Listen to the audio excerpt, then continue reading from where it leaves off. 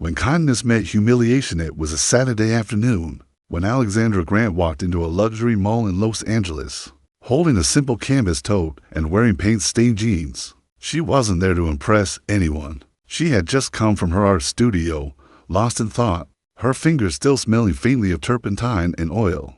But as soon as she stepped into the bright lights of the designer store, she felt the air change. People stared. Some whispered. Others smirked. One woman, dressed in glittering gold heels, let out a low laugh and said loudly enough for everyone to hear, "Are you sure you're in the right place, honey? They don't sell paint here." Alexandra froze. For a moment, she wished she could disappear. Her cheeks burned, and she turned away, pretending not to hear. But the laughter spread like a quiet ripple through the room. She took a deep breath and kept walking toward the counter, trying to ask about a gift she wanted to buy. The saleswoman gave her a quick glance and muttered, "Those items are a bit exclusive." She didn't mean exclusive. She meant, "You don't belong here." Alexandra nodded silently. She was used to it, the looks, the judgment. Not because she was poor or unimportant, but because she never dressed to impress. She lived for creativity, not appearances. Still, that day, something inside her cracked, and then, without warning, a familiar calm voice cut through the tension.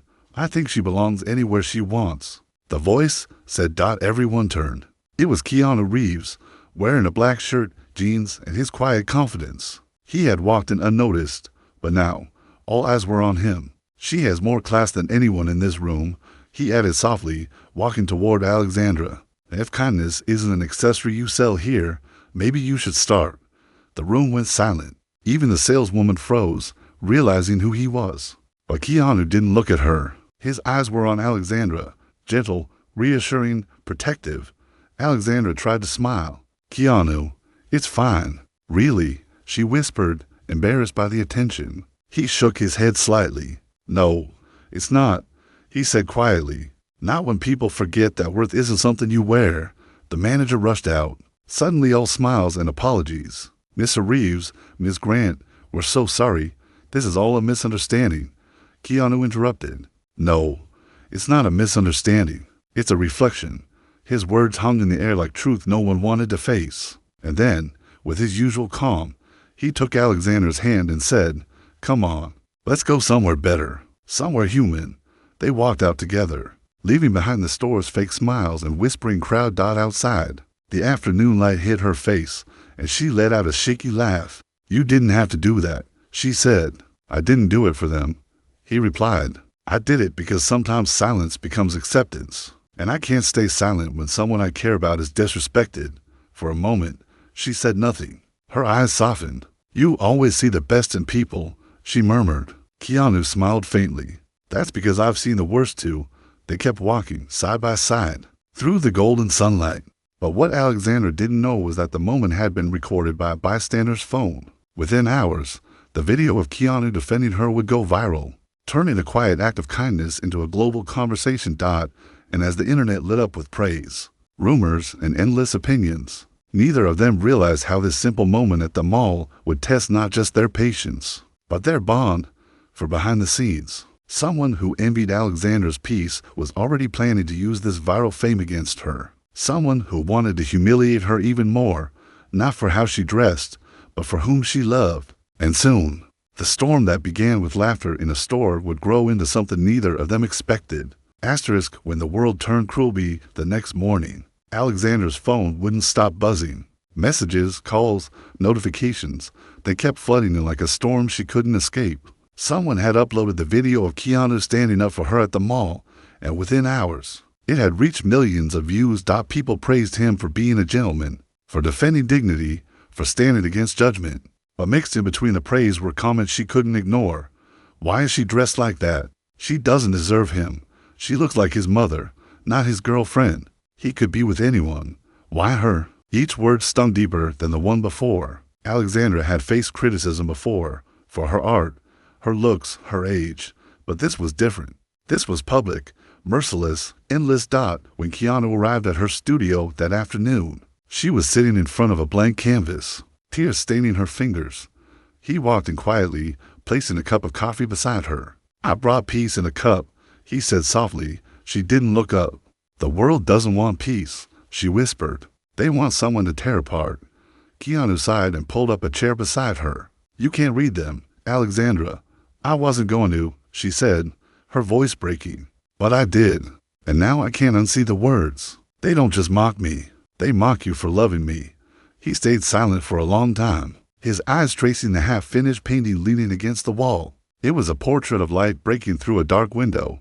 You know, he said finally, when I was younger, I tried to live for what people thought, to please them, to prove them wrong. But I learned something. The world's noise is never about you. It's about what they can't accept in themselves. She turned to look at him. But doesn't it hurt you? He nodded slowly. Of course it does. But pain doesn't make me question what's real. You do. This, he gestured to the space between them, is real. Everything else is just echo. She took a deep breath, her eyes filling again. Sometimes I wish we weren't famous, she whispered. I wish we could just be two normal people walking down the street, hand in hand, without headlines or hate. Keanu smiled softly. We are, every time we ignore them, every time we choose kindness over pride. We're as normal as anyone else trying to love in a loud world. For the first time that day, she smiled back, but outside their quiet moment, the noise grew louder. The video had now reached international tabloids. Paparazzi camped outside her studio.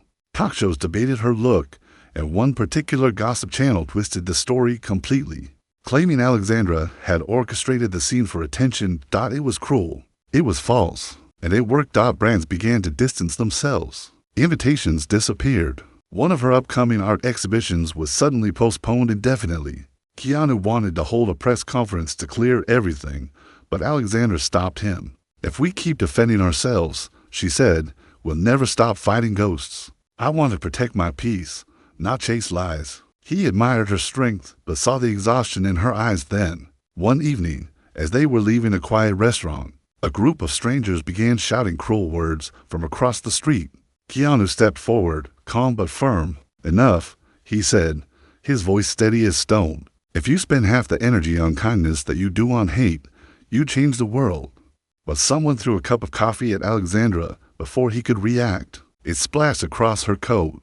She didn't scream, didn't cry. She just looked down, shaking Keanu's single quotes as fists clenched, but he didn't fight back. Instead, he took off his own coat, placed it gently over her shoulders, and guided her to the car. Once inside, silence filled the air. Her hands trembled slightly. Why are people so cruel? She whispered.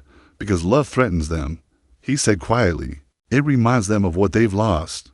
And as the car drove away, Alexandra realized something, that this storm wasn't just about judgment or fame. It was about testing who they really were when the world stopped clapping. And what she didn't know yet was that the real betrayal hadn't even begun. Someone from her own circle, someone she trusted, was already feeding the gossip machine with lies. And soon, that betrayal would break her heart in ways public hate never could. When betrayal wore a friendly facade, Alexandra always believed that storms revealed truth. But she never thought truth would come from the person sitting closest to her. Her best friend, Marissa Hale, had been by her side for years. They had met at an art exhibition in Paris long before the world knew about Keanu and Alexandra's relationship. Marissa had been her biggest supporter, her confidant, and the person who always said, ignore the noise, your art will outlive the gossip. So when the hate online became unbearable, Marissa was the first person Alexandra called. She listened, she comforted, and she said all the right words. But behind those comforting words, something darker was happening. One evening, Keanu and Alexandra were sitting together, reading articles about her canceled exhibition. The headlines were cruel. Alexandra Grant's career falls apart after viral mall drama. But one headline stood out more than the rest. It included private details about her studio, her paintings, and even a personal letter Keanu had written to her months ago. Something only a handful of people had ever seen. Alexandra frowned. How did they get this? She asked quietly. Keanu leaned forward, his jaw tightening. Who knew about that letter? Just you, she said. And Marissa. I showed her when I was scared people wouldn't understand us. His silence was enough to make her stomach drop. Later that night, she called Marissa. Hey, did you talk to anyone about me recently? She asked, keeping her tone calm. Marissa laughed softly. About you? Alex, the entire world talks about you now. You're viral. I mean, did you tell anyone something private? Like, About Keanu's letter? There was a pause, just long enough to confirm what Alexandra feared. Oh, come on. Marissa finally said, "It's not a big deal. I just mentioned it to a reporter I know. I thought they'd write something kind about how real your relationship is." Alexandra's voice went cold. "You sold my privacy, Marissa. Our story, our pain. Don't be dramatic," Marissa replied. "You should be thanking me. People are finally talking about your art again. Not because of my art," Alexandra whispered. "Because of your betrayal." The call ended, and with it, years of friendship dissolved into silence. That night, Keanu found her sitting on the balcony, staring at the city lights. He placed a blanket over her shoulders. "You don't have to face this alone," he said softly. She looked up at him with red eyes. "But that's what it feels like, Keanu. Every time I let someone in, they use it to hurt me. I don't know who to trust anymore."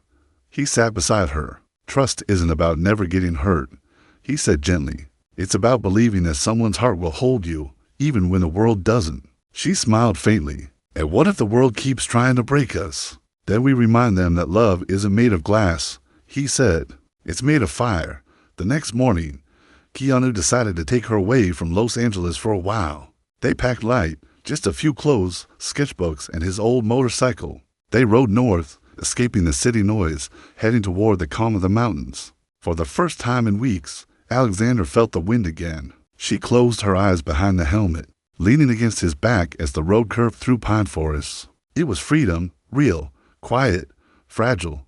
They stopped at a small cabin near Lake Arrowhead.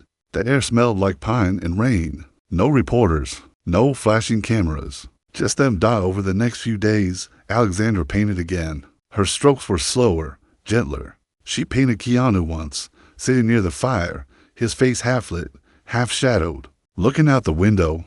It was her way of holding on to peace. But peace rarely lasts long when fame follows you like a shadow. One morning, while Keanu was out buying groceries, Alexandra's phone buzzed again. Another video had gone viral, this time showing her crying in her studio weeks ago. The same night the gossip broke out, someone had recorded her without permission. Someone had sent it to the same channel that had leaked her personal letter. And in the background of that video, clearly visible on the wall, was Marissa, laughing. Alexandra felt her chest tighten. Betrayal no longer felt like a wound. It felt like poison slowly spreading through every part of her life. When Keanu returned, she showed him the video. He looked at it silently, his expression unreadable. Then he said only one sentence. "They want to see us fall apart. Let's not give them that show." His calmness steadied her. She nodded. "Then let's rise differently." He smiled softly, not through anger, but through grace. But neither of them knew that Marissa wasn't done yet. She had one more trick left, a story that could destroy Alexandra's name completely, and this time, even Keanu's silence wouldn't be enough to protect her. Asterisk when lies became headliness, it started with one headline. Then 100 more followed like wildfire. Alexandra Grant accused of exploiting Keanu Reeves. Fame. Anonymous insider claims Alexandra leaked her own video for sympathy. Sources reveal secret deal behind the viral mall moment. Every word was a dagger made of lies. The anonymous insider was Marissa, hiding behind fake sources, twisting half-truths into stories that made Alexandra look like a manipulative artist chasing fame. By noon, every entertainment page had the story. News anchors debated her motives. Strangers dissected her face, her smile, her silence. In her studio, Alexandra sat on the floor, surrounded by pain and broken trust. The video of Keanu defending her, once a moment of kindness, had turned into a weapon. Her phone buzzed again and again, but she didn't touch it. She could in single quotes T. When Keanu arrived, she didn't even look up. "It's everywhere," she whispered. "They think I used you." He knelt beside her. "I don't care what they think," he said quietly. She shook her head. "But I do, because it's not just about you or me anymore. It's about my name, my art, everything I've worked for. They're burning it to ashes." Keanu looked around at her paintings, bright colors now smeared with the tears of her despair. "Then we build again," he said. "How?" she asked, her voice cracking. "How do you rebuild when people don't want truth? They want drama." He smiled faintly. "By living the kind of truth they can't deny." That evening, instead of hiding, Keanu called a journalist he trusted. He arranged for an interview, not for damage control, but for honesty. Alexandra didn't want to go, but he convinced her, People need to see who you really are, he said gently, not the version Marissa painted. The next day, they arrived quietly at a small recording studio. No fancy lights, no staged questions, just 2 chairs and 1 camera. The interviewer asked softly, Alexandra, how do you respond to claims that you used your relationship for attention? She took a breath. Her hands trembled slightly. I don't want to defend myself against lies, she said, but I will speak the truth. I never cared about fame. I cared about art, about kindness, about using my voice for something that lasts longer than gossip. If people hate me for being real, I'll still choose real. Keanu reached for her hand and said, the only thing Alexandra ever used was her heart, to make people see beauty in places others overlook. I've known fame for decades. I've seen how cruel it can be, but I've also seen how love can stay quiet and still be louder than hate. The room fell silent. It was raw, honest, and vulnerable. The interview went viral within hours, not for drama, but for truth. Millions watched, and for the first time, the tone of the conversation began to change. Comments shifted from hate to reflection. You can see the love in there eyes. She speaks like someone who's been through hell and still chooses grace. We owe her an apology, but fame's storm doesn't die easily. And Marissa, watching from the shadows, grew furious. She had expected Alexandra to break, not rise. So she released one last bomb, a fake email exchange, fabricated to look like Alexandra had sold the mall video to tabloids. The screenshots spread fast, too believable to ignore. When Alexandra saw them, she froze. They're going to believe it, Keanu, she whispered. It looks real. Keanu's eyes darkened, calm but fierce. Then we prove it's not. For days, his legal team worked around the clock, tracing the email trail. And finally, they found the truth. The messages were forged, created from Marissa's account using stolen images and manipulated metadata. It was proof. Undeniable proof. The day the truth broke, every headline flipped again. Marissa Hale exposed for fabricating stories against Alexandra Grant. Keanu Reeves and Alexandra Grant vindicated. Still, the damage was done. Alexandra's reputation survived, but not without scars. Her art gallery investors withdrew support. Invitations still remained cold. That night, she sat with Keanu on the cabin porch, watching the sunset bleed into gold and violet. We won, Keanu said quietly. It doesn't feel like winning, she whispered. It feels like losing pieces of myself just to protect what's left. He reached out, brushing a strand of hair from her face. You didn't lose yourself, he said softly. You found the version of you that can't be destroyed by noise. She looked at him, her eyes wet but calm. And what about you? Why do you keep fighting my battles? Because they're not your battles, he said. They're ours. She leaned her head on his shoulder. The silence between them wasn't empty. It was full of survival. But in the quiet that followed, Keanu's phone buzzed. A single message appeared from an unknown number. You may have saved her once, but you can't protect her forever. He stared at the screen, his face hardening. He didn't show Alexandra, not yet, but deep down, he knew this wasn't over. Someone else was watching, someone far more dangerous than Marissa. And this time, it wasn't about lies. It was about revenge. When the shadows came closer, the message haunted Keanu all night. He didn't tell Alexandra about it. She finally seemed at peace, sleeping beside him for the first time in days without nightmares. And he couldn't take that from her. But his instincts, the same quiet intuition that had guided him through years of fame and loss, told him something was wrong. By morning, he called his friend Marcus, a private security consultant. I need you to trace a number, Keanu said quietly. Someone sent me a threat, subtle but real. Marcus didn't ask questions. Send it to me. I'll call when I know more. While Marcus worked, Keanu tried to keep things normal. He made breakfast, watched Alexandra paint, smiled when she laughed, even though every sound outside the cabin made him turn his head. But by evening, when Marcus called back, his tone was grim. The message came from a prepaid phone. No name, no location. But the signal bounced off 3 different servers. Someone knew how to hide. This isn't just a troll. Keanu's jaw tightened. What do they want? If I had to guess, Marcus said, it's connected to Marissa's mess. Maybe someone she worked with. Maybe someone who profited from it. People don't fake this level of anger for nothing. That night, rain began to fall outside. Alexandra stood by the window, lost in thought. You ever wonder, she said softly, Why people destroy what they can't understand. Keanu looked up from his chair. Because understanding takes empathy, and empathy takes courage. She smiled faintly, but her eyes held worry. You're quiet tonight. Just thinking, he said, about how fragile peace is. The next morning, Alexandra received a mail from an unknown address. No words, no name, just one attachment. It was a picture of her walking alone near the lake 2 days earlier. The message under it read, "You can't hide truth forever." Her hands trembled as she showed it to Keanu. His calm expression didn't hide the fire in his eyes. "Pack your things," he said quietly. "We're leaving." They drove back toward the city, silent most of the way. Alexandra watched the forest blur past, her mind racing. Who would follow us? Keanu. Marissa's gone. She's facing lawsuits. Why would anyone else care? He glanced at her. Because some people make enemies when they tell the truth, and we told too much of it.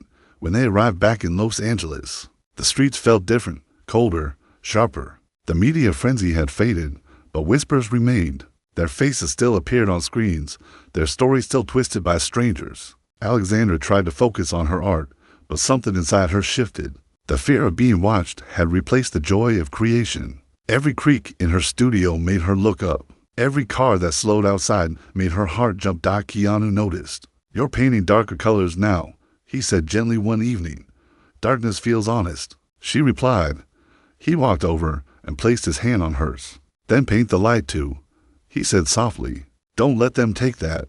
Days passed, and for a brief moment, the tension seemed to ease. Keanu returned to film meetings. Alexandra prepared for a small exhibition organized by a loyal friend. Life, though fragile, began to move again, until one night, when they returned home from dinner and found their apartment door slightly open.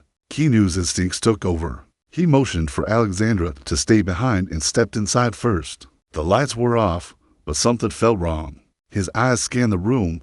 Nothing stolen, nothing broken. Only one thing out of place, a single white envelope on the piano. He opened it. Inside was a printed photo, Alexandra asleep in the cabin. Under it, a short message. Some stories should have ended quietly. He turned pale. Alexandra's voice came from behind him, trembling. "Keanu, what is that?" He hid the paper behind his back for a moment, then handed it to her. Her face went still. "This is sick," she whispered. "How did they?" "Someone was there," Keanu said. "Someone close enough to get inside. They called Marcus immediately. Within hours, cameras and security systems were installed. But even with protection, the fear crept in. Sleep became rare. Silence became heavy. One night, Alexandra broke down. "Maybe we should leave everything," she said. "Go somewhere no one knows us. No interviews, no social media, nothing." Keanu took her hands gently. "We could run," he said, "but fear would follow us. We can't build our lives around what scares us. We build them around what we love." Her tears fell, but she nodded. "Then promise me," she whispered, "if anything happens to me, you won't let them twist my story again." He looked into her eyes, steady and sincere. "Nothing will happen to you, not while I breathe." But as he held her close, his phone buzzed again. A new message appeared on the screen. "You can't protect her forever, Keanu.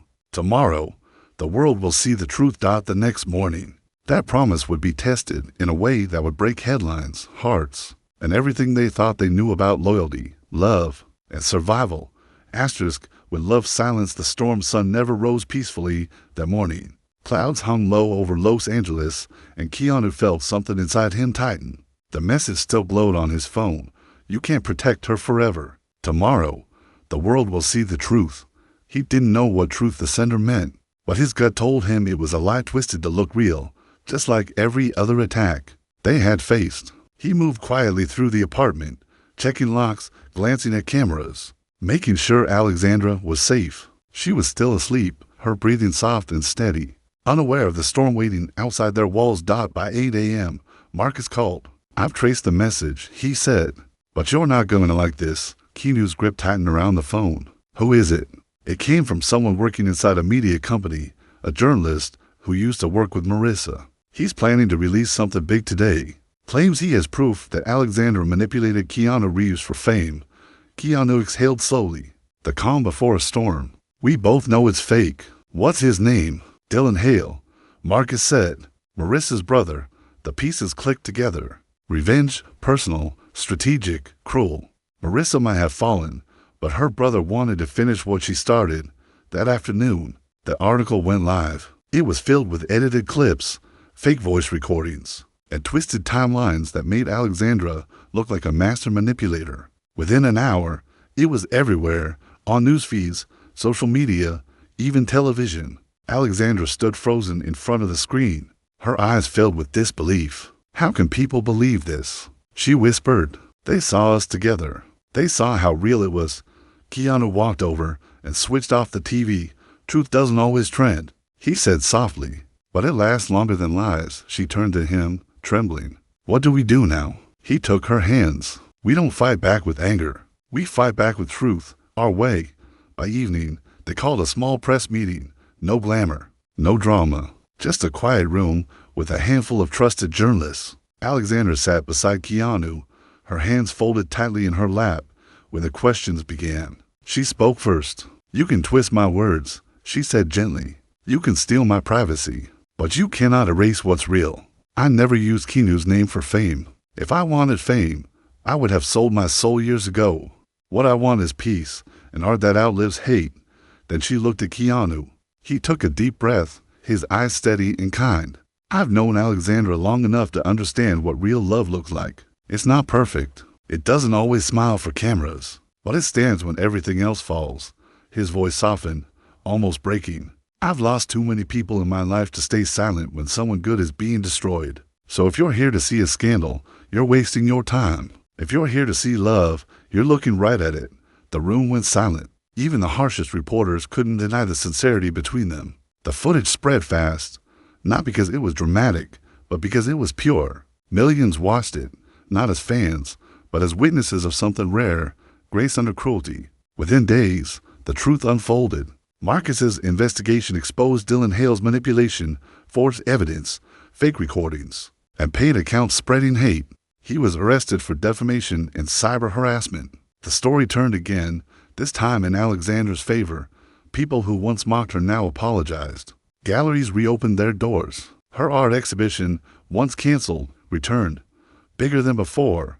On opening night, the gallery was filled with warm light and quiet music. Alexandra stood beside a new painting, a swirl of blue and gold, shaped like the figures walking through a storm hand in hand. The title read, Unbroken. A reporter asked softly, what inspired this piece? She smiled.